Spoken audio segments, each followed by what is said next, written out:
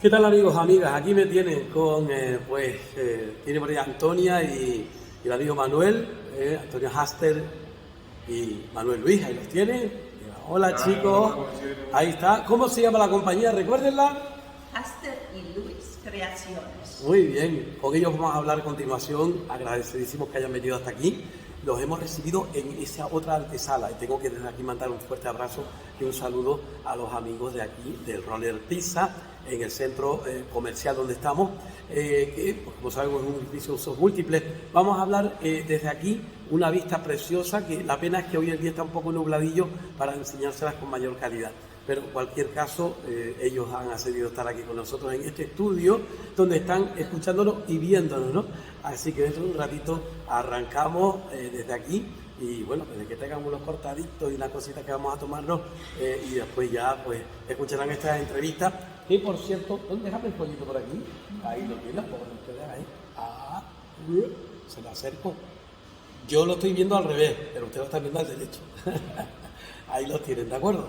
Enseguida estamos con Antonia Haster y Manuel Luis. Ahí los tienen, chicos. Muchas gracias por invitarnos, Isidro. Gracias. Bueno, pues aquí los tienen. Ya estamos con Antonia Haster y con Manuel Luis. Chicos, encantados de que estén con nosotros en el día de hoy. ¿Cómo estamos? Muy bien, muy bien. Aquí, este año tenemos los 10 años, el aniversario de 10 años de la existencia de nuestra compañía de teatro, Haster y Luis Creaciones. Sí. Y es un gran placer que tú nos has invitado para hablar de esta empresa de espectáculos. Bueno. Sí, sobre todo en nuestro último bebé, como decimos nosotros, que es el estreno que hicimos en noviembre aquí en la Casa de la Cultura, y que, bueno, para nosotros creemos que es algo importante por las connotaciones de los dos personajes, Colón y Beatriz de Bobadilla. Son dos personajes que para Canarias significan mucho y, bueno, y que un poco retratan toda esa historia de la cual venimos, ¿no? Y por eso estamos tan contentos con este proyecto y con esta obra, y que llevábamos con ella, nosotros llevamos 10 años de compañía, pero llevábamos casi 14 maquinándola, ¿no? Sí.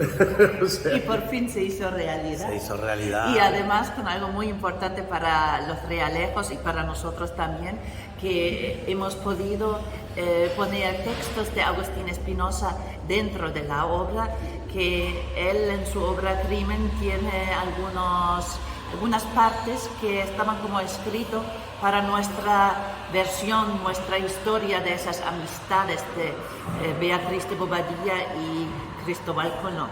Bueno, saben que nosotros también estuvimos allí, hicimos un reportaje, a la gente le encantó y la gente que después asistió al estreno prácticamente de la obra, que fue la Casa de la Cultura, salió contentísima y bueno, nos llamó, nos mandó mensajes diciendo de que agradeciendo de que lo hubiéramos anunciado porque le gustó mucho. Entonces, oiga, pues para eso se trata, ¿no? De gustarle. Además, estuvieron en La Gomera y cuando dijo Gomera, a Antonia se le iluminó la cara y a Manuel también, porque fueron muy bien recibidos allí, ¿no? Sí, y era precioso, el público estaba encantado y para mí con las obras que tienen que ver con la historia, los personajes históricos, cuando llego a los lugares donde ellos han pasado de verdad, siempre es algo muy emocionante para mí. Este año se cumplen los 530 años del paso de Colón por La Gomera y bueno, fue algo muy especial. Sí, de hecho los gomeros lo vivieron, y yo creo que más que vivieron lo revivieron, porque en muchas ocasiones toda esa historia o está oculta o no se cuenta del todo, y para ellos fue como una emoción grande volver a tener todas esas vivencias con estos dos personajes, ¿no? Y una de las cosas que ellos decían al final, que tenemos al final como un fotocall, se llama, con ellos, y intercambiamos y hablamos con el público, decían que qué bueno que se lo contaran así, ¿no?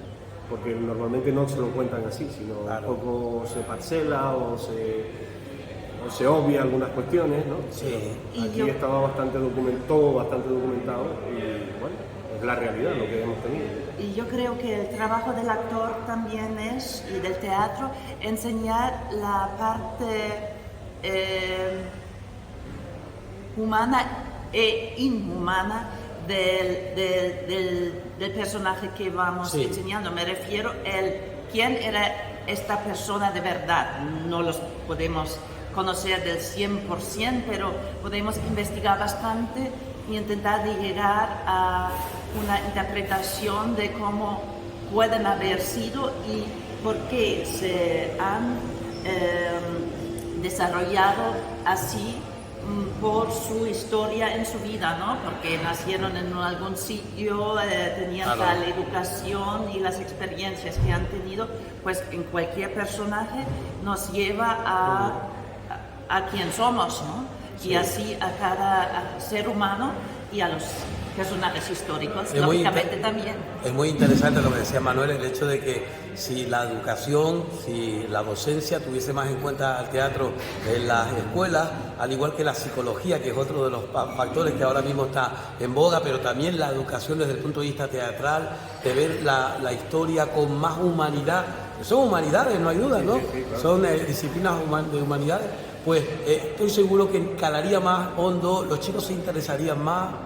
Sí, de hecho nosotros tenemos algunos proyectos educativos, en procesos creativos se llaman, y con Medio Almú también tenemos teatro, texto y espectáculo. Y una de las connotaciones importantes, porque siempre hacemos a los chicos que nos den su impresión de lo que vieron, y se lo damos de forma anónima, o sea que ellos no se cortan y dicen lo que piensan, y normalmente lo que es más recurrente que ellos nos dicen, he aprendido más en esta hora que en todo lo que llevo aprendiendo literatura o de este personaje o de este autor, ¿no? Porque el teatro tiene una potencia, una potencia que le entra así directamente a quien lo está viendo, ¿no? Y esa potencia yo creo que hay que aprovecharla. Además, Antonia, eso es una premisa desde los clásicos, desde Grecia y Roma, que se llevaban a los ágoras y se iban con los alumnos, no se quedaban en un aula, salían fuera, ¿no? Sí, el teatro en la antigua Grecia era obligatorio y a la vez eran grandes fiestas sobre muchos días y las obras de teatro tardaron 12 horas y se llevaba la comida. Yo creo que la diferencia de lo que aprendes en un aula normalmente y una obra de teatro es que tienes más sentidos activados, no solamente la vista, sino también escuchas, ves, bueno, no quiero decir que hueles, pero hay básicamente tacto, ¿no? Porque tienes ahí a los actores puestos ahí en su vestuario, y después en nuestro casi es una historia criminal, ¿no? Que siempre hay más cosas que cuando lees los datos solo se queda todo un poco aburrido, pero todo tiene su porqué, ¿no? Sí. Y en el caso de este espectáculo Crimen y Conquista, es un poco, hemos hecho un formato, bajo mi punto de vista, interesante, pero cuando menos curioso. Un poco lo que tú estás haciendo ahora con la radio, ¿no? Mezclar dos formatos. Sí. Y hemos mezclado el formato de cine o vídeo con la actuación presencial de los actores. Y eso entra en una atmósfera un tanto diferente que te hace mezclar esas dos cosas, ¿no? Sí, claro. La virtualidad con la presencialidad es una mezcla interesantísima que lo hemos conseguido con este espectáculo. Además se ha creado una atmósfera porque hemos utilizado una técnica nueva para la iluminación, hemos descartado la iluminación convencional y estamos iluminando con iluminación LED pequeñita, casera, con lo cual también estamos jugando a respetar el medio ambiente, a no utilizar demasiado vatios, consumos, cosas que también, digamos, hace que nuestra tierra se vaya deteriorando, ¿no? Entonces yo creo que es una propuesta interesante en ese sentido también, ¿no? Entonces se puede decir que han evolucionado en el sentido de que estamos hablando de muchas cuestiones. A mí me venía a la cabeza una palabra, perdón, que es multidisciplinar, pero es una palabra muy técnica. Yo prefiero hablar de los sentidos. Cuando decías lo de los olores, yo eso lo sentí cuando estuve en la Casa de la Cultura de los Realejos aquí grabándole, y yo me di cuenta cómo tenía esa sensación que decía antes Antonia, el hecho de que palpas algo diferente, notas como que hay algo más que lo que ves, lo sientes, y a lo mejor está el más común de todos los sentidos, que no es ninguno de los que tenemos físicamente, sino es el nuestro, el propio, ¿no? La intuición y cómo tú ves las cosas, ¿no? Pero no hay duda de que esa iluminación, esos cambios también hablan acerca de la evolución, son cambios evolutivos en la propia escenificación, ¿no? Y en el propio teatro que ustedes hacen, que puede ser entendido como teatro de vanguardia, ¿no? Sí. Justo la iluminación y de hacer teatro sostenible es algo, creo que es muy importante para pensar en los tiempos que estamos, y esa parte es una, y la otra en cuanto a la vanguardia es la mezcla del surrealismo de Spinoza con lo histórico puro y duro, y con no creo que son leyendas, son teorías. Porque sobre Colón no hay todo con datos, no se sabe, por ejemplo, no hay dónde verdades nació, absolutas, vamos, ¿no? pero hay muchas teorías de dónde nació, hay mucho escrito, sí, de que si sabía algo antes o no, sí, del nuevo mundo, etcétera, etcétera. Y lógicamente de esas teorías teníamos que elegir algunas y ponerlo. Así tenemos esa mezcla de sueño, de Marco Polo, de cuentos, de la India, del oro, de algo muy mitológico y precioso. Después lo histórico, claro y puro, los datos cuando pasó por aquí, para allá, etcétera, etcétera. Después las crueldades, que también son muy importantes, tanto con Beatriz de Bobadilla como con Cristóbal Colón, porque no todo fue oro. Sí, claro.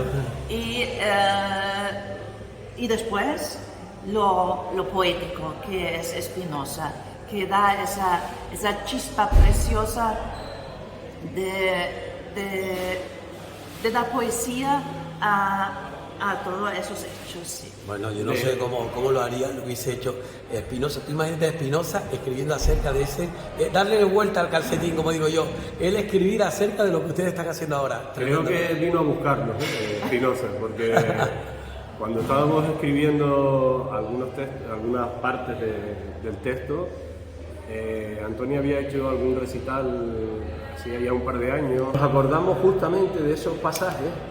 Digo, vaya, pero si es justo lo que nosotros estamos buscando, ya lo escribió Spinoza, está escrito exactamente para nuestra obra. Por eso te digo que Spinoza vino a buscarnos y bueno, lógicamente con cierto seso dijimos, este hombre sabe escribir, vamos a ponerlo aquí, que claro, nosotros lo sabemos, y él, digamos, nos va a resolver toda esta parte.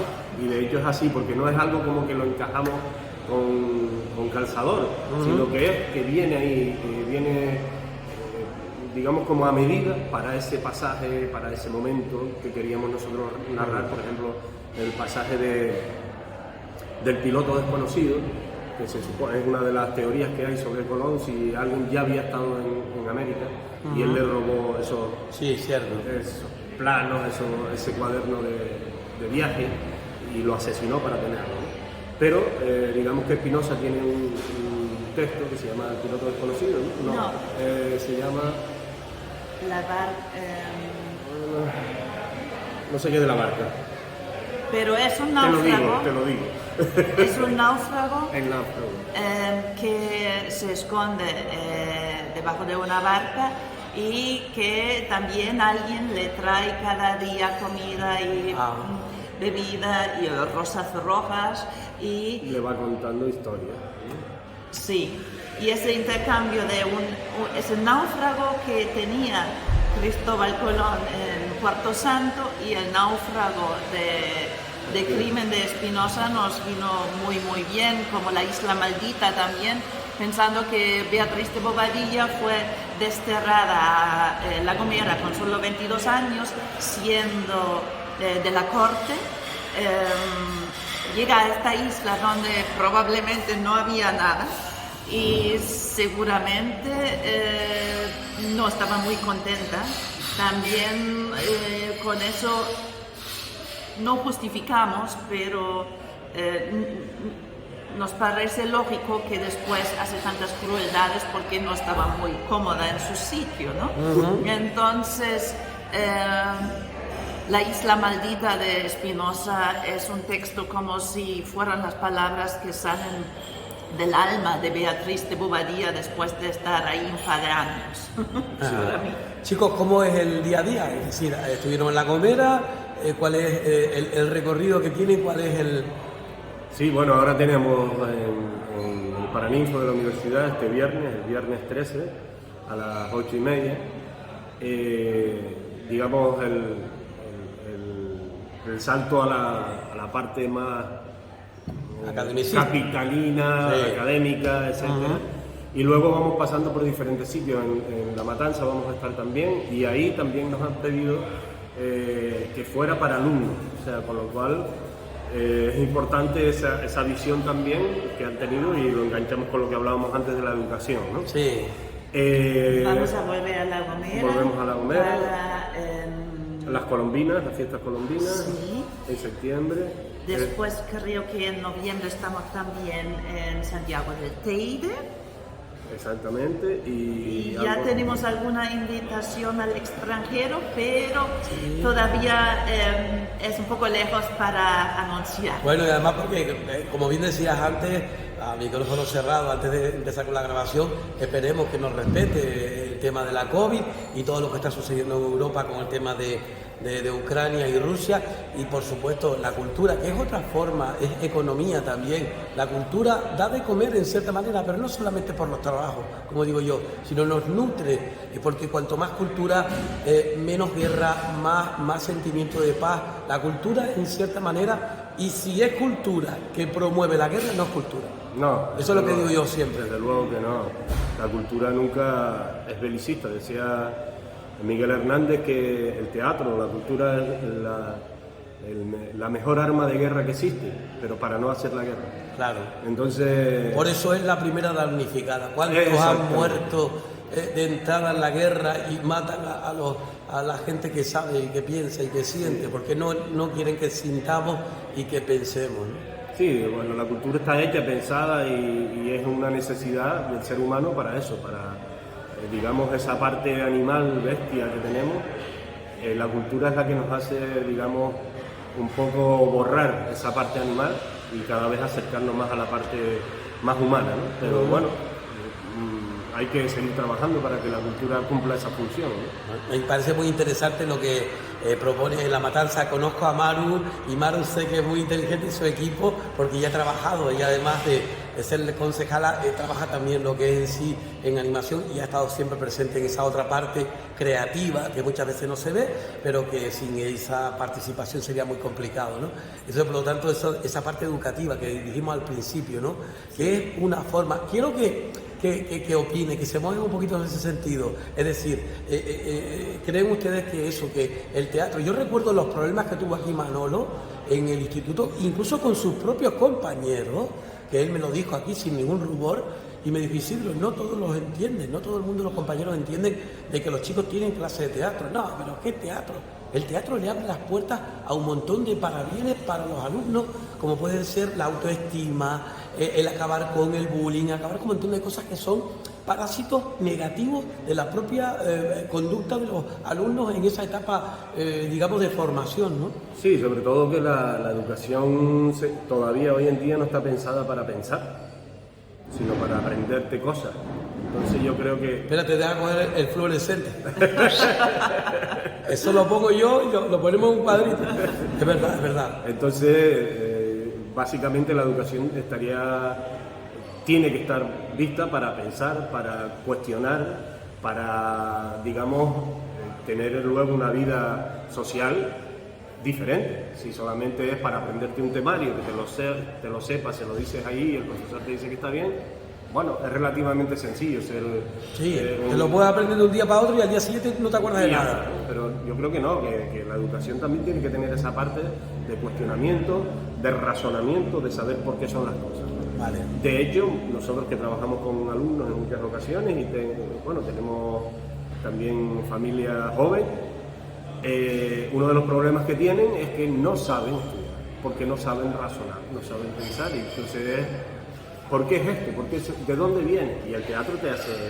O sea, cuando nosotros construimos un personaje no nos aprendemos el texto y lo decimos, sino que ese personaje tiene una vida, lo que decía Antonia antes, tiene una vida, tiene un pasado, tiene unas connotaciones históricas, una contextualización, etcétera, etcétera. En cierta manera te posee, en cierta manera, ¿no? Es decir, se adueña de tu psique durante un tiempo y también hace que tus sentimientos varíen, todo ello, ¿no? Claro, entonces tú no puedes aprender, voy a ponerlo más crudo, que para mí era muy difícil, matemáticas, 2 y 2 son 4 y tal, son como una máquina, porque entonces no tienes el conocimiento ni la aplicación posible luego para esas matemáticas.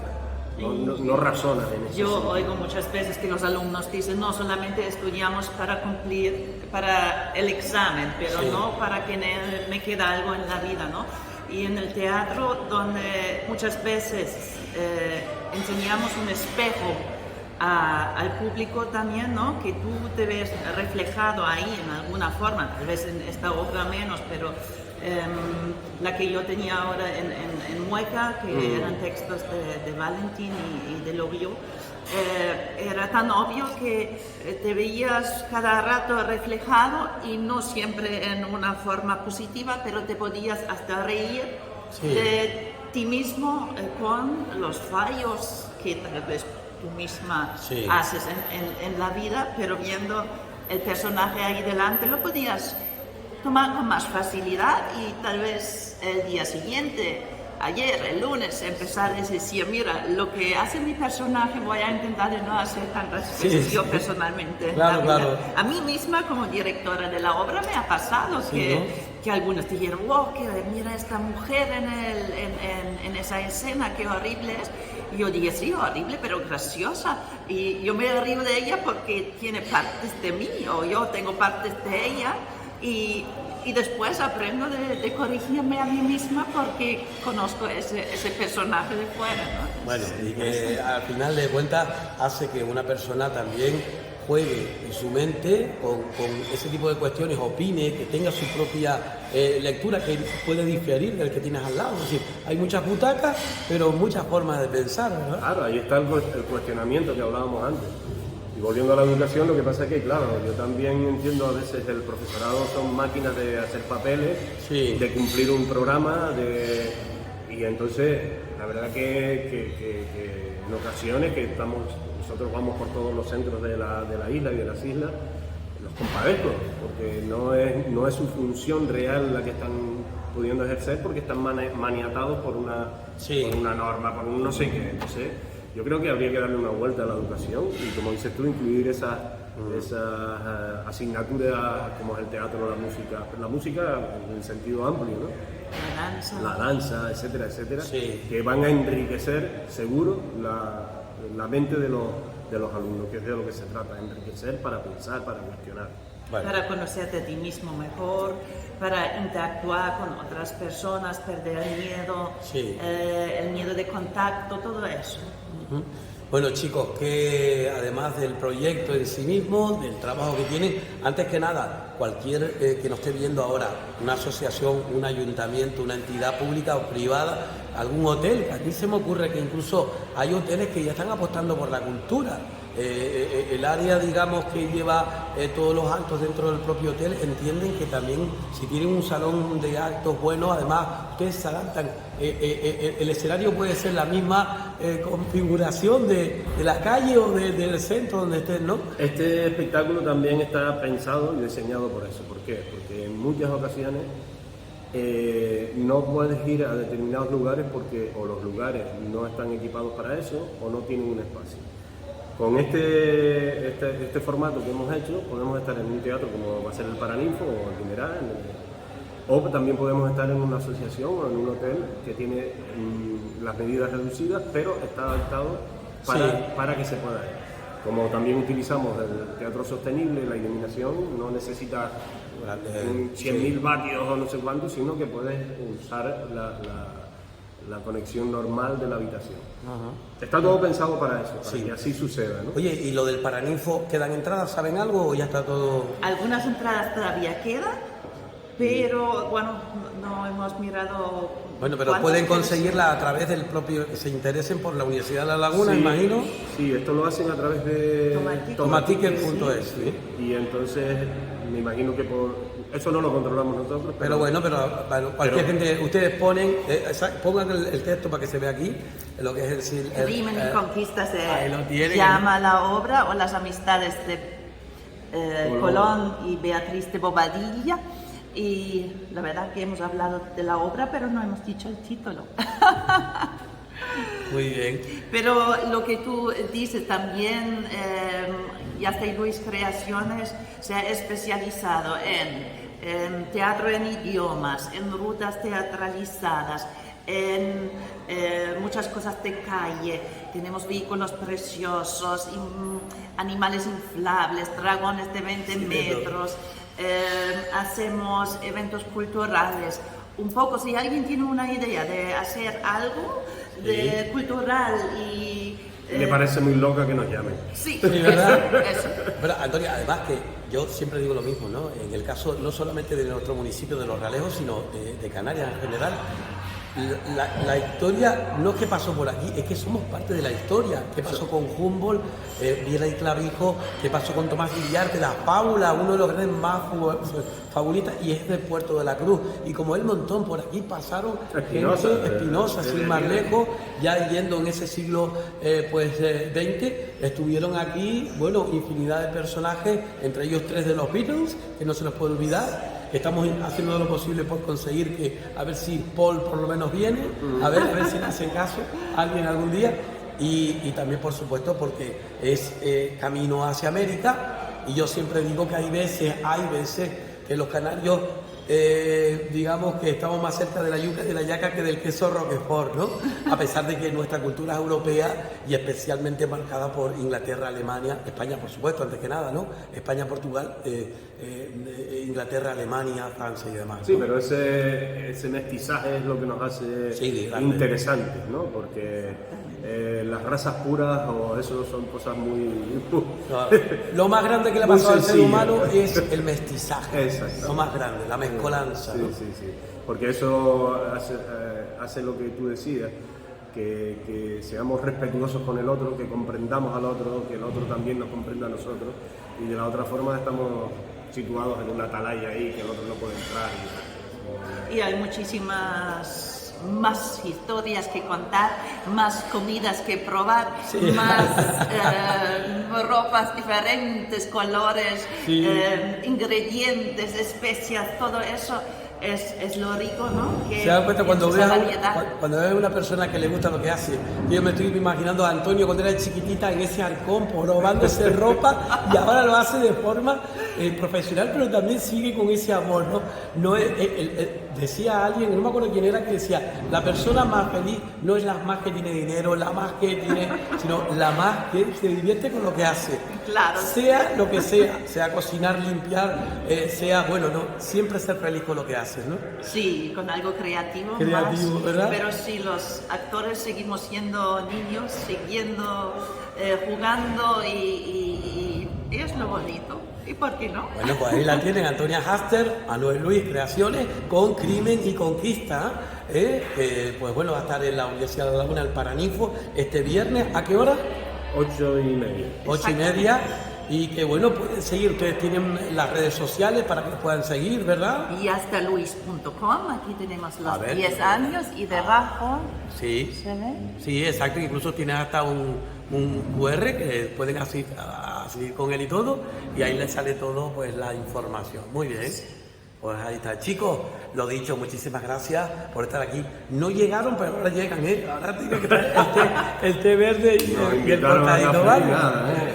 Bueno, muchas gracias de verdad, mucho éxito, ¿vale? Gracias. Saludos.